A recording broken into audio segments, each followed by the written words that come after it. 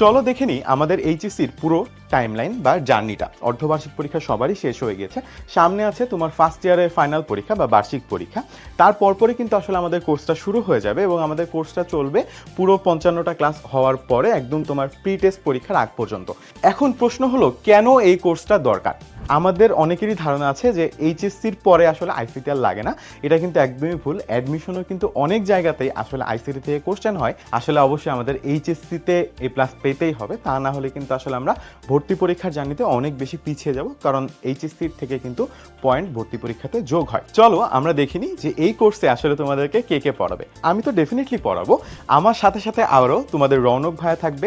রৌনক ভাইয়া বুয়েট থেকে সিএসসিতে পড়াশোনা করছে, তার পাশাপাশি কামরুল হাসান ভাইয়াও থাকবে। কামরুল হাসান ভাইয়া ঢাকা বিশ্ববিদ্যালয় থেকে ম্যাথমেটিক্সে পড়াশোনা করেছে এবং প্রায় 10 বছর ধরে গণিত এবং আইসিটি পড়াচ্ছে। রৌনক ভাইয়া বুয়েটের সিএসসিতে পড়াশোনা করছে, তিনিও 2 বছর ধরে পড়াচ্ছে এবং আমিও ব্যক্তিগতভাবে 10 মিড স্কুলে বিগত 2.5 বছরেরও বেশি সময় ধরে তোমাদেরকে আইসিটি পড়াচ্ছি।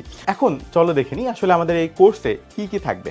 শুরুতেই আমাদের টোটাল 55টা আর্কাইভ ক্লাস থাকবে, অর্থাৎ আমাদের কিন্তু এটা 2.0 কোর্স, 1.0 কোর্সও ছিল। সো 1.0 কোর্সের যে ক্লাসগুলো হয়ে গেছে সেই ক্লাসগুলো কিন্তু তুমি কোর্স শুরু হয়ে যাওয়ার সাথে সাথেই তোমার লাইব্রেরিতে চলে আসবে। তারপর প্রতি সপ্তাহে কিন্তু আমাদের 2টা করে লাইভ ক্লাস হবে, যেহেতু আসলে আমরা চাচ্ছি যে তোমাদের ফার্স্ট সেকেন্ড ইয়ারের একদম শুরু থেকে প্রি টেস্টের এই সময়টার মধ্যে আসলে তোমাদের কোর্সটা শেষ করে দেওয়ার জন্য।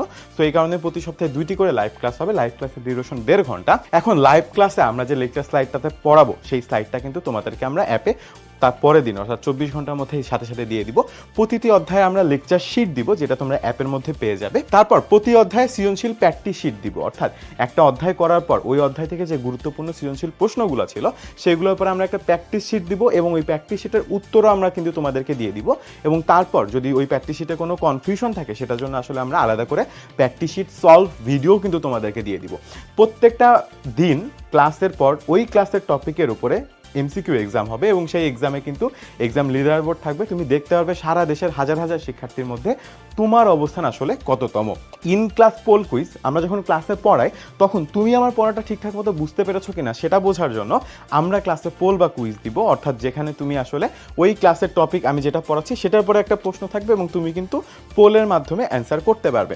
এবং তার পাশাপাশি আর একটা জিনিস, সেটা হচ্ছে ডাউট সলভ করা ইন ক্লাস।